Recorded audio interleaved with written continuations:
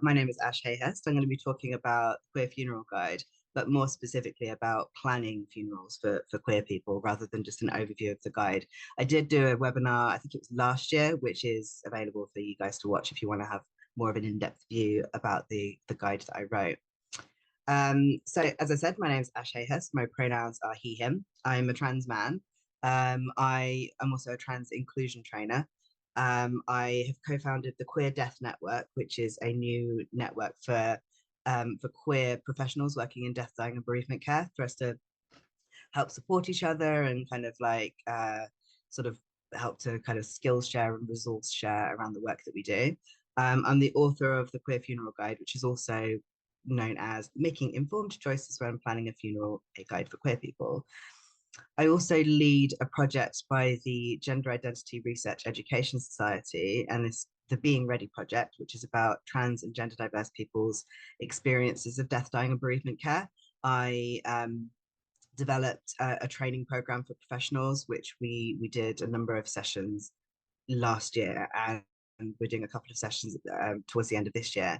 And it's all kind of like focused on the care of trans and gender diverse people, right from palliative and end of life care through to caring for people after they've died, and then looking at bereavement care as well. So I've often asked, why do I do what I do? How did I get to this point? And why do I think this work is important?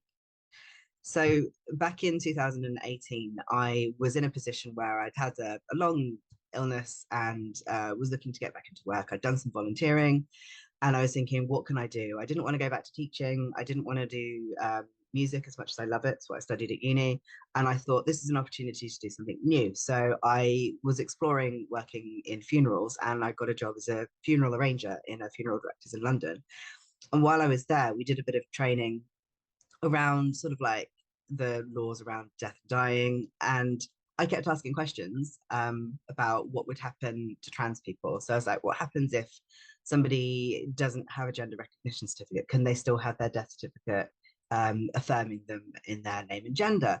And I had loads and loads of questions, and not all of them could be answered by the trainer. So I went off and did a bunch of research, and I made what was supposed to be a flyer for a festival that I had a stall at Mortmac Crematorium, and it turned into a 24-page booklet, which is the Queer Funeral Guide, because I just have too much to say.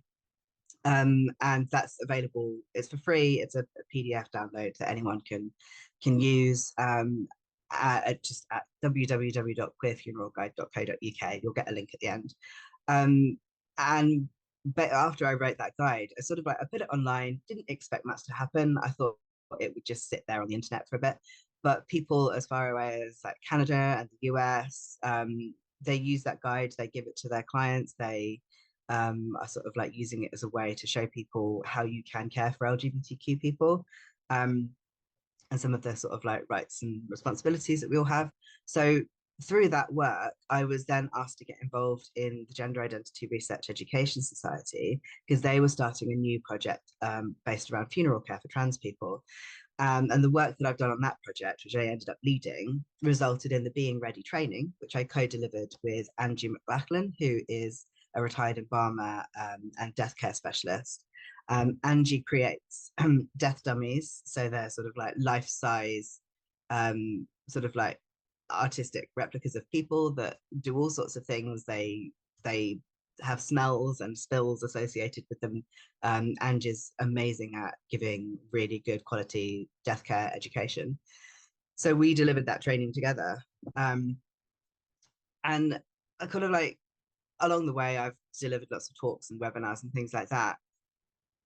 And I was really kind of brought back to the reasons why I do what I do, and the reasons why I find it really important to focus on caring for LGBTQ plus people, and for me specifically trans people, because it's my experience, and I think it's, you know, trans people are not having a great time at the moment in the UK. And when my best friend died a couple of years ago, I was asked to arrange her funeral, and she was a trans woman. And it really, really struck me that because I had the skills and knowledge that I did, and because her family and friends were affirming we were all on the same page, we managed to have a funeral that was really important and held everybody in that space and was really affirming. And not everybody gets that. Not everyone has somebody kind of like that knows about funerals, that can fight their corner. Not everyone is as kind of proactive as Lyra was about sharing what her wishes were and making sure things were written down. So it's kind of become my mission to do everything I can to make sure that the people know how they can prepare themselves for their end of life and their funeral care, but also how professionals can give that care to other people. And that little picture of my dog there at a protest is just a reminder that this is my way of doing activism. I don't like going to protests because I don't like lots of people and I don't like big crowds. But this is my way of kind of like giving back and being a bit of an activist and saying, actually, this work is really important and this community really matters. So today, what we're going to talk about is my experience of planning funerals for queer people, some of the barriers that we've got to planning, whether those are the barriers that we've got ourselves or barriers that just sort of like exist in the world. We're going to take a little look at the current climate in the UK for trans people, sort of the political climate. As I said, things are not brilliant. And then we'll have a little look about how we can overcome some of the barriers and how we can navigate some of the pitfalls that might present themselves.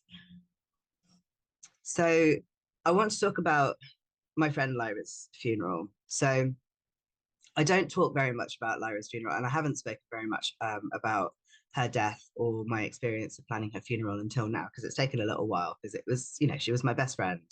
She was 35 when she died. She was younger than me.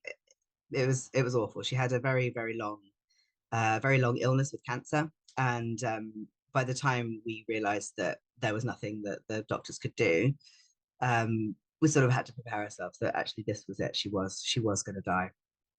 So when I mean, I've been friends with Lyra for a long time. She's known about my funeral work.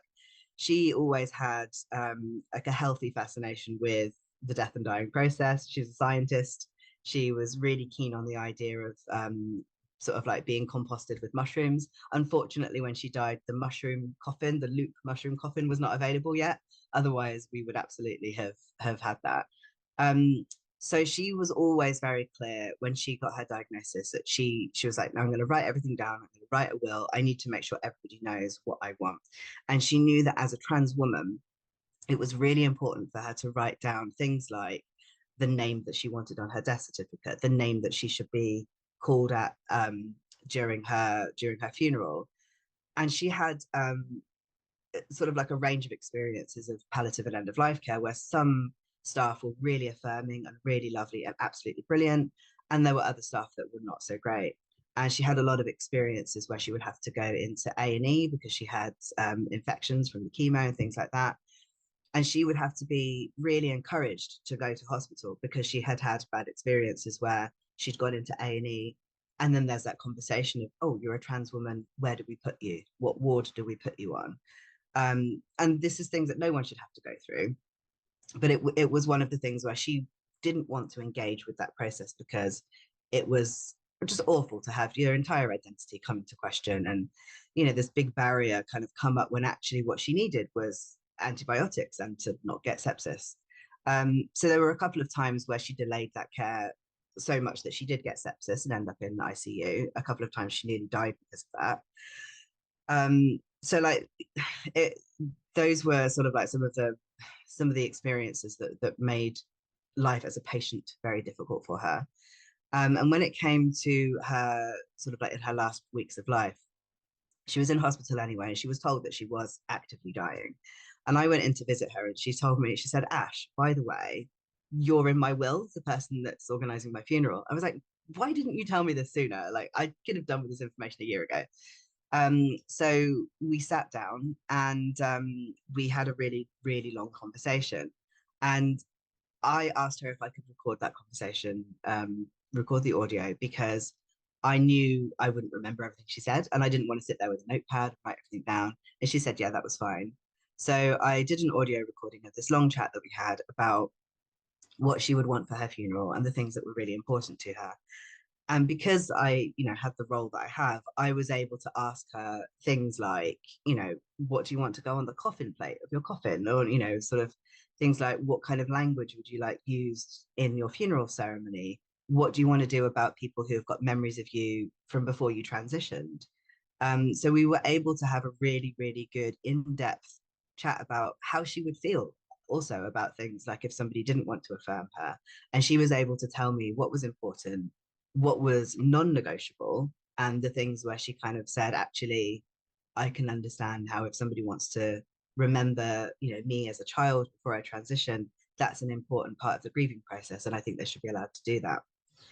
So it was really, it was very valuable, and it was very generous of her to be able to have that conversation with me and to be so open about how she felt, and for me to be able to kind of probe and kind of prod a little bit and say, no, but what do you really think about these things? So when she died in hospital. The majority of the staff were wonderful. There was one member of staff who misgendered her as a genuine mistake, and her mum took this person out of the room, and I don't know what she said to them, but they never misgendered her again. Um, yeah, so we had a really intense time in hospital while she was dying, and then after she had died, I asked if me and her mum could wash her body, because it was really important to me that somebody gave her that care, that understood her and her body, because she had her cancer diagnosis just as she was about to have gender affirming surgery, and couldn't go ahead with the surgery because of the cancer treatment.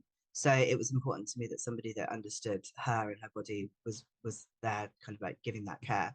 So me and her mum were able to do that for her while she was in hospital, and that ended up being incredibly important because she died on a bank holiday weekend, and was in the hospital mortuary for quite a few days. And then there was problems with the paperwork. So it took a while before she was able to go to the funeral directors. And she had had a lot of treatment. And by the time she was at the funeral directors, her body was in such a fragile state that I was not able to go in and help to dress and wash her. And that was a difficult thing, for me to kind of accept that I couldn't do that. But the fact that we had had that time in hospital together ended up being really, really vital, because I was able to give her the care that I had promised her, that I then wasn't able to give her afterwards. And I think the reason that I mention this, and it feels like I'm, sort of like being very open and kind of like giving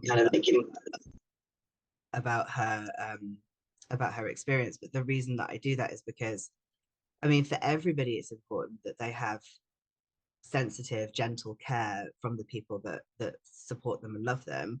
But for LGBTQ plus people in particular, our bodies are under scrutiny from medical professionals. Our bodies are debated in the press, especially for trans people. Our bodies are kind of seen as these things that are alien and different and weird. So they're actually very precious, and it's very important that when we die, our bodies are treated in that precious way. And if somebody has had a long illness, there might not be an opportunity to give that care with family and friends in the funeral home. So I think it's really important that people are aware that that's a possibility. And so they can then do things to make sure that they have opportunities to give that care before it becomes too late to make a decision. So we had Lyra's funeral was done by Poetic Endings, and we had a wonderful celebrant called Emma Curtis. And I know Poetic Endings very well, and I've known Emma for a number of years. And we were able to sort of sit together, and we were able to make sure that Lyra's, that she was cared for with the most dignity and respect that she possibly could be, and that her body was respected, and that the time that we spent in the funeral home and the time that we spent with Emma coming to the house and chatting to us about her funeral, everybody felt safe and everybody felt respected and everybody felt like their voice was able to be heard. And we all know that conversations around death and dying, and when we're organizing a funeral, things are difficult because there's a lot of emotions to hold, particularly if it's somebody who's had a long illness. And Poetic Endings and Emma, they were just amazing at kind of like holding that space for us and like making sure that we were all safe. We were all able to be heard. We were all like treated, all of our voices were respected. On the day of the ceremony, I spent a long time with Emma sort of like looking through the way that the ceremony had been written. And Emma's incredible at writing ceremony anyway. Um, and we really looked at the kind of language that was going to be used. We looked at the ways that we were going to remember Lyra and the ways that we were going to hold space for people who hadn't known Lyra after she'd transitioned. So there were some people who had not seen her for a number of years, who had, sort of some people had traveled from overseas to come and be at the funeral as well. And we needed to make sure that all of those experiences were able to be held in that space. We were very lucky that we were able to have Greenacres for an entire day. So we had the ceremony space. So we were able to have like a nice long ceremony where we shared stories and music, and we wrote a poem together. And then when we had the ceremony at the graveside, again, there was that time to hold people's different grief experiences in that space. And we were all, it just felt very important that everybody was able to remember her the way they needed to. And we had a lot of Lyra's queer family were there. There were lots of people from the LGBTQ community, lots of trans people there. So it was really important to us that everybody felt safe in that physical space of Greenacres as well. So I made multiple phone calls saying, like, look, we're going to use whatever toilets we want to, and is this going to be a problem? And they were wonderful. They were really, really lovely. So it was a lot of work to make this funeral happen the way that it needed to happen. And there were a lot of things that we needed to really kind of consider around the way that we were all able to just be ourselves in that space. And it's kind of a shame because you would expect that people would just be able to rock up and grieve the way they need to. But we had to really sort of like think about how that was going to be a possibility and how we were going to make that happen. Yeah, so what I wanted to talk about now was some of the barriers that people can have to end of life and funeral planning. So Lyra was brilliant. Like, she was training to be a lawyer before she died as well. And she was brilliant at making sure that she had stuff written down, making sure that she knew what her rights were. She knew what was possible. She knew what wasn't possible. And a lot of people don't have that information. They don't have that knowledge. They don't maybe have sort of like the educational opportunities to go out and study law. It takes money to study anything. And when I was doing the Being Ready training, we spoke to a lot of people from the community about their experiences of healthcare and their experiences prior to needing end of life care. And a lot of the things people said was that their bad experiences of healthcare had directly led to them not wanting to think about funeral care or palliative and end of life care. And the fact that they had been to a GP and the GP had just randomly stopped their hormones, or they'd been to A&E and people had started questioning their gender or questioning their body, it meant that they'd lost faith in the health system as a whole. And then by extension, they'd lost faith in any kind of idea of end of life palliative care, and then lost faith in what would happen at funerals. By the time you start thinking about funeral care, people are like, well, I'm dead, whatever. If I'm going to be disrespected, I'm gone. And they didn't want to think about it. And there were some people that said that they'd spent so long just trying to be themselves, like, sort of, it takes time to kind of come out and be yourself as an LGBTQ plus person.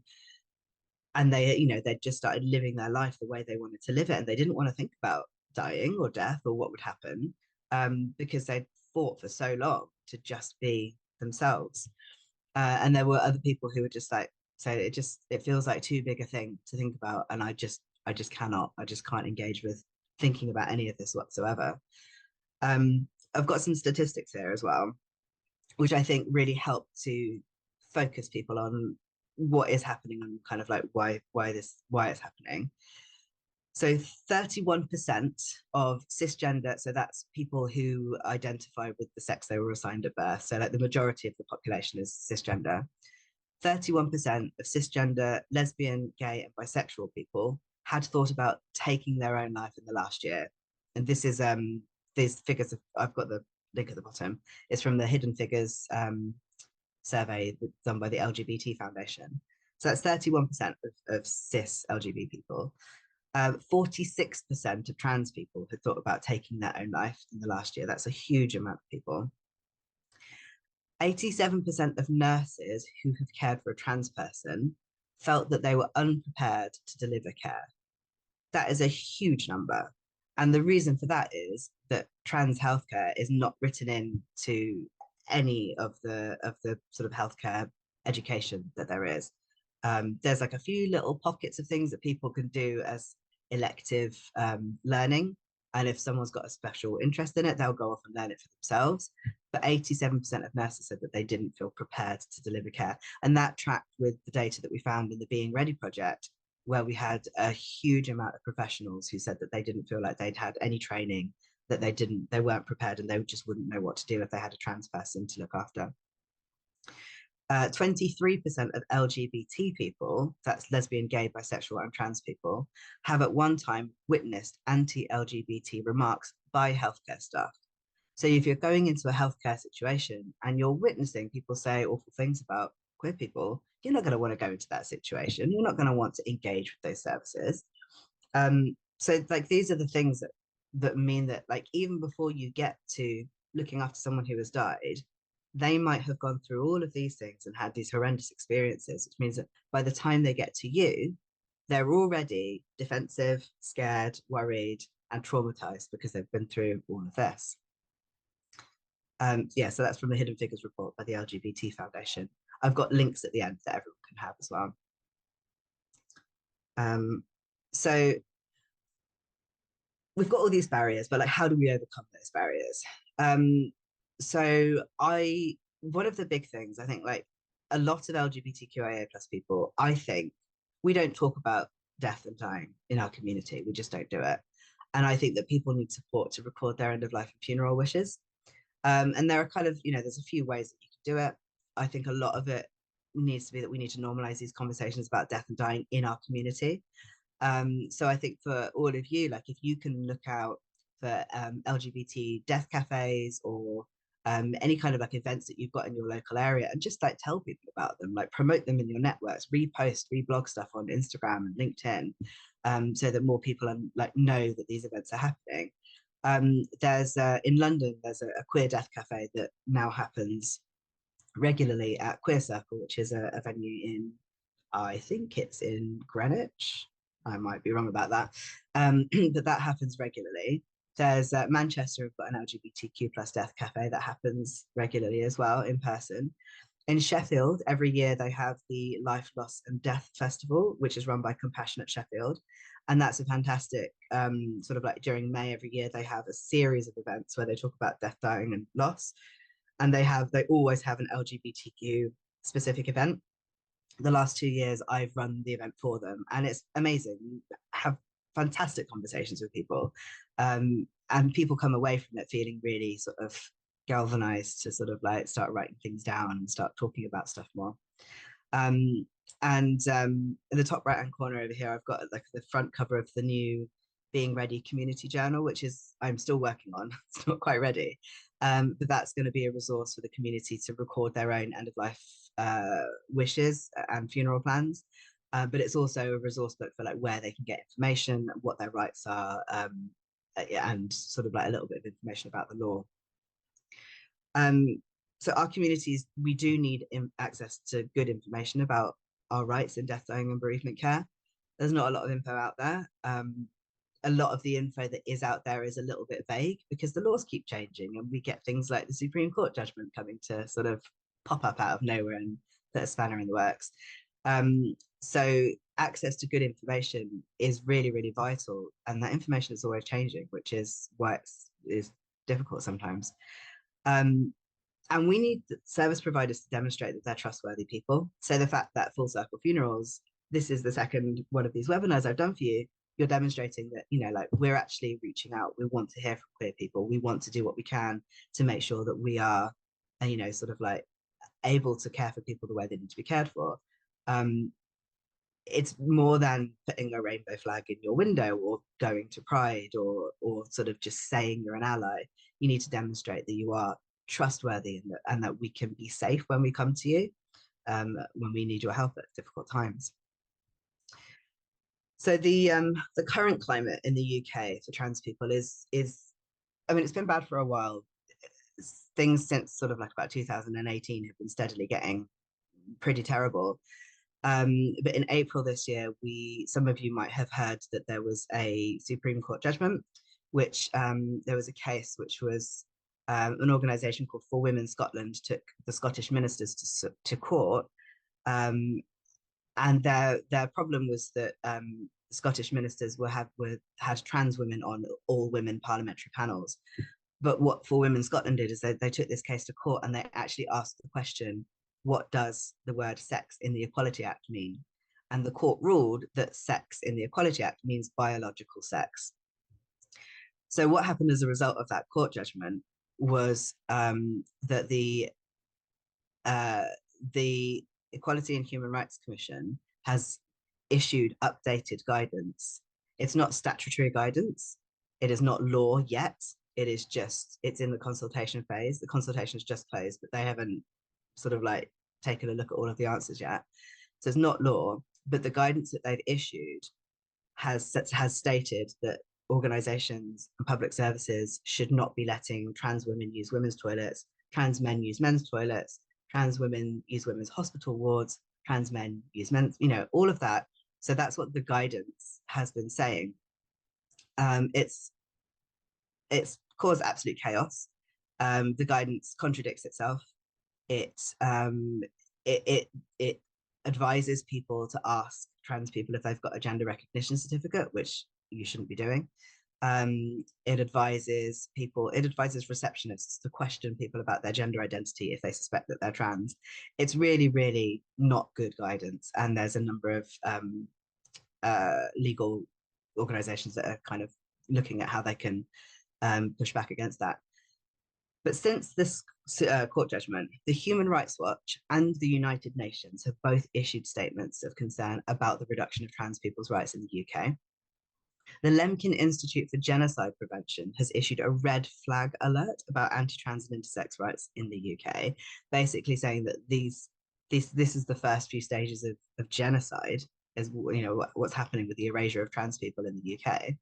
And over 900 trans and non-binary people and their supporters have attended a mass lobby to meet with their MPs in Westminster to raise their concerns about the guidance that was issued by the EHRC and about this court judgment and about the state of trans rights in the UK at the moment. So this is the kind of the climate that we're living in. And as a trans person, it's a huge concern. And if this guidance becomes law, I don't know what that means for my healthcare. I don't know what that means for the multiple hospital visits I have to have for my chronic physical health condition. It's going to be awful. And we see things happening in the United States that are really, really dreadful. And we think, oh, that can't possibly happen over here. It's happening over here. And it's real. And I think that we need to really take that on board and accept that this is really happening. So one good thing has happened since that Supreme Court judgment. I think that there was updates happening anyway to the coroner's guidance that were going on. But in June, the chief coroner issued an update to the guidance around trans people and the care of trans people after they had died and registering their deaths. So the chief coroner has said that trans people can be registered, their deaths can be registered in the gender that they identify with. I'm not going to read that whole thing on the screen. All of the guidance, I've given the link at the end. You can read the whole sort of chapter. It's excellent guidance. It's really, really good. And it really helps because it means that we've got something concrete that we can point to. And we can say, if somebody is trying to register a trans person's death in the gender that they don't identify with, we can say, yeah, but hang on a second. The chief coroner said that this is okay. So we know it's okay. We know we can affirm people after they've died. The name of the chapter is chapter 19, Trans People and the Coroner's Court, which is what you want to look for, but I've given the link at the end. But when that guidance came through, I was so relieved. I thought, this is great. We've got something concrete. I knew this all along. I'd been emailing the General Register Office when I wrote the Queer Funeral Guide in 2019, but until now, we haven't had anything really concrete that we can point towards. So professionals, for those professionals that are here today, if you're asked to deny the identity of a queer person who has died, there's stuff that you can do. And then there's some stuff where you have to just say, that person is my client and I have to do what they've told me to do. Um, so I think the first piece of advice that I would give, if you have a client that's come to you and they're LGBT, the person that's died is LGBTQIA plus, and they do not want to affirm that at all in their death, they want to completely erase their identity. The first thing I think you could do is you could tell them that you are an LGBTQIA plus affirming service, and just tell them what that means. You say, we respect people's right to be themselves. We celebrate people being LGBTQIA plus, and just say, like, is this the right fit? Because sometimes people might say, you know what, actually, no, you're not the right fit, and then you don't have to do something that you don't feel is within your values. Um, the other thing is, like, to hear people out. So sometimes someone might come to you and they might say, like, I don't, Jeff was, I don't want to talk about Jeff's, like, being gay. I don't want his partner to come to the funeral. I don't want any of this. Absolutely not. But they might just need to vent at you. They might just need to kind of get that out there. And once they've got that out there, they might say, actually, I understand that it's really important for Jeff's partner to be here. Actually, this was a part of his life. Yeah, maybe we can make it a part of the funeral. Maybe we can kind of put that in there. Sometimes people just need to vent and then they're done. I mean, we all know this. We've had difficult family situations that we've all had to deal with. So yeah, so it could just be that. If you choose to refuse service to somebody, if you say, you know what, I don't want to do this, I don't want to invalidate an LGBTQIA plus person, I'm not gonna, like, you can't come to us as a funeral service, you need to be very, very careful. And I think that you should get some legal advice and make sure that you have a lawful reason for refusing service. And in the current climate, in the current anti-trans climate, if you refused service to somebody who who didn't want to affirm a trans person and the person had gender critical beliefs, there is a very real possibility that they could try to take you to court and say that you were discriminating against them for having gender critical beliefs, which are now a protected belief under the Equality Act, which is bonkers to me, but it is a thing. So be extremely careful if you want to refuse somebody's service because they're not affirming the person who's died. Get legal advice.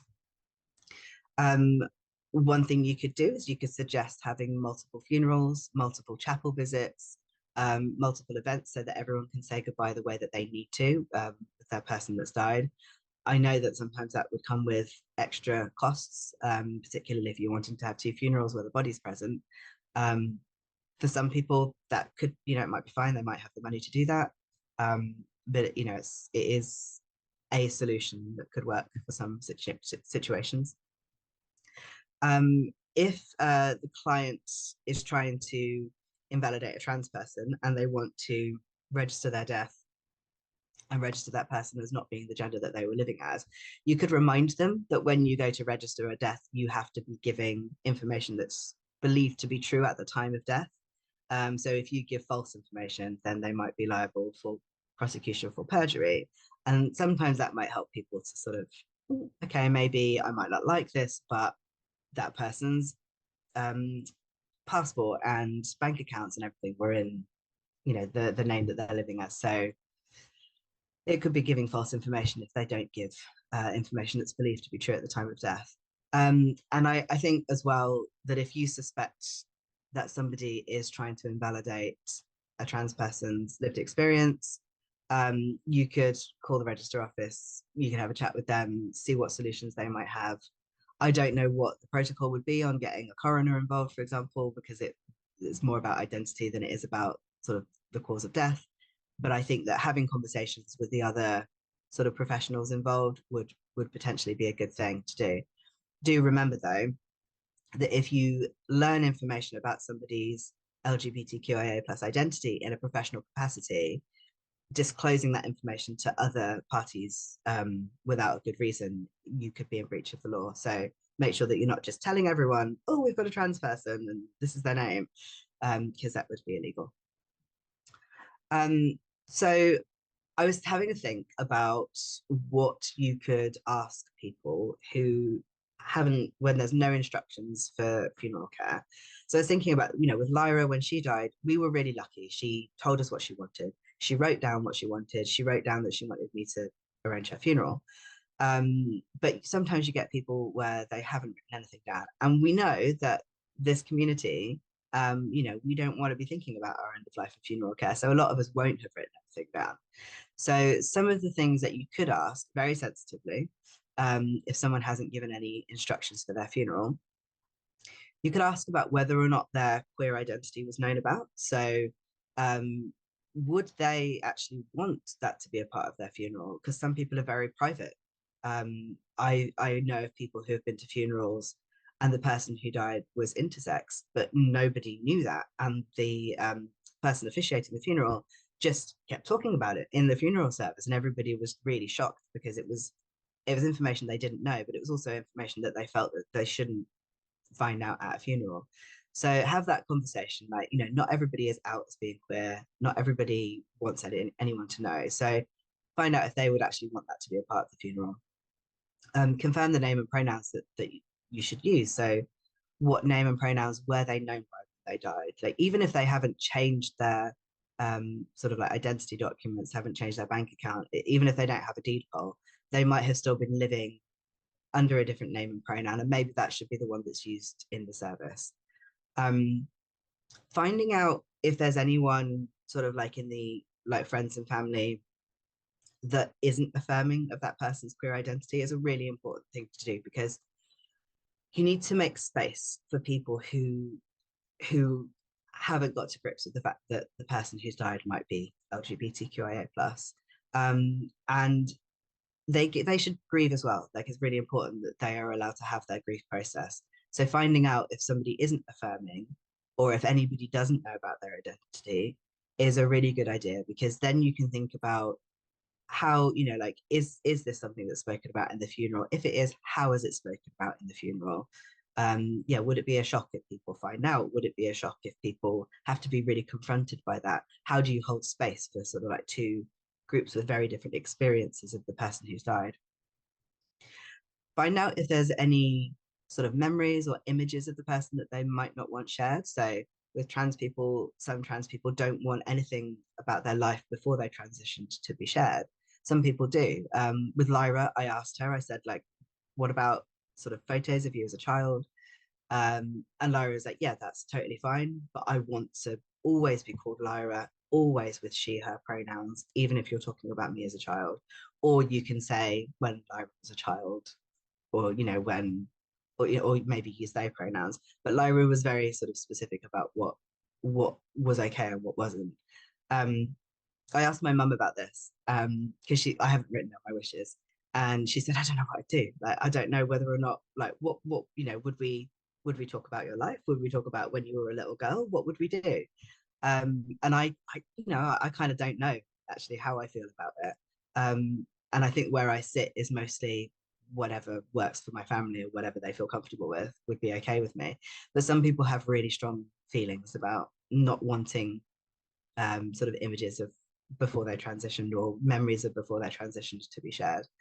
And I think the same goes for lesbian, gay, and bisexual people. They might not want particular images of, they might have been in an opposite sex marriage and sort of like had a very heteronormative lifestyle at one point, that they might not want to be remembered when, during their funeral. That might have been a difficult time for them. Equally, they might think actually it's important to share all of it. Thinking about whether or not people would want their partner or partners involved. So there are some people in the LGBTQIA plus community who are in relationships with multiple partners, and it's really important that everybody gets to grieve the way they need to grieve. So if somebody had multiple partners, finding out whether or not those partners should be involved in the planning process of the funeral, should they get up and do a reading, should they carry the coffin, things like that, and finding ways to make sure that people can be involved if they can be, if they want to be. This last one, not the last one, but the second to last one, about if some people are not affirming of the person who's died, can we still hold space for them? It's very easy for us to say, if somebody isn't affirming, that's it. No, they shouldn't be allowed. That's not kind. but they're grieving as well. And, and I think, if somebody's gonna not affirm me while I'm living, I'm quite happy to say, get in the bin, absolutely not. But after I've died, they still need to grieve me. And there needs to be a way of holding space for them, whatever form that takes. Even if I said, I don't want this person to be at my funeral, but they can visit me in a chapel of rest. You know, there's got to be a way of holding space for people, even if they're not affirming somebody, to make sure that they can still grieve. Um, and this last one, thinking about how people feel about media attention and privacy. So a few years ago, we saw the murder of Brianna Ghey, and she was a trans woman, a young trans woman who was murdered partially because she was trans. There was a huge amount of media attention on her funeral. And I mean, I don't think that there would have been a way of having that funeral in private because journalists would have found a way in. But sometimes if someone in the LGBTQIA plus community dies in a certain way, or if they were a well-known personality, there could be media attention. And so asking that question around, is this something that you need to think about? Is this something where, you think that people might try and sort of like infiltrate the funeral and disrupt it? Is that a possibility? How can we manage your privacy around that? Can we make sure that it's not listed as a funeral on the website? Can we, you know, there's things that you can do to make sure that people's privacy is maintained. But it's really important to have a little think about that, because when Lyra died, we knew that she had been doxxed by somebody and her details had been shared online like years before. So it was a concern for us. And we kind of thought, well, there is a possibility that somebody could just rock up and disrupt the whole day. So we had to sort of hold space for that and figure out what we would do if that happened and how we could try and make sure it didn't happen. So yes, stuff to think about. Just a few very simple, lovely, gentle questions for you to ponder, if somebody hasn't given any instructions about their death. So I'm going to kind of come to a little bit of a close here because I want to give some time for people to ask questions, and we've got sort of 15 minutes left. So my key takeaways for you guys is learn about LGBTQIA plus history and learn about current events, because the current climate is a really important thing to know about when you want to understand how to care for people, because people are really vulnerable, and knowing what's going on in the news at the moment is a really important thing, particularly with trans young people. We are seeing more trans young people take their own lives. The statistics are not being released by the NHS. The statistics are there, but they're just not releasing them. I know it anecdotally from speaking to funeral directors who have said that they've done more funerals for trans young people now than they ever have done. So it's really important to understand what's going on so that you know how to care for people and can understand and be sympathetic. Encourage people to record things like advanced care plans, write a will, write your funeral wishes. Don't make any assumptions about who the next of kin is. Don't out people without their consent. And remember that some LGBTQIA plus people might be estranged from their family. Brush up on the Equality Act and the Gender Recognition Act, even though right now things are kind of up in the air about the way the changes to the Equality Act are going to go. It's really important that you understand what those acts do and how they work. Consider people's spiritual care needs. Lots of people assume that queer people aren't spiritual, and many people are. Many queer people have lots of different faiths. So learn about where you can signpost people for affirming faith or belief support, and have LGBTQIA plus community support signposting visible in your workplace. If you've got like a local LGBT community hub, get some flyers from them, reach out to them, make sure that you are a venue that says, we not only do we affirm you, we know what's around that can help you, and we can kind of point you in the right direction if you need help. These last few pages I have sent to David so that you can have you can keep those as a little resource pack. So there's loads of information about trans and gender diverse people on all of these links. UCATS is the UK Cancer and Transition Service. It's a fairly new service. It helps trans people who've got cancer diagnoses. It helps them still access their medical care. It's a really important resource that's not very well known. I've got a link here to the new interim guidance from the EHRC. The coroner's guidance is there. There's a fantastic documentary about trans young people and the effects of the puberty blocker ban called Dear Wes, which is a really good watch. That the first part is only 15 minutes long. Queer Funeral Guide is there. Hospice UK have got two fantastic resources, the I Just Want to Be Me report and the Trans and Gender Diverse Inclusion Handbook for palliative and end-of-life care professionals. And Marie Curie have just updated their information booklet for LGBTQ plus people as well. And I've got some faith and belief resources as well for you to use to signpost people to.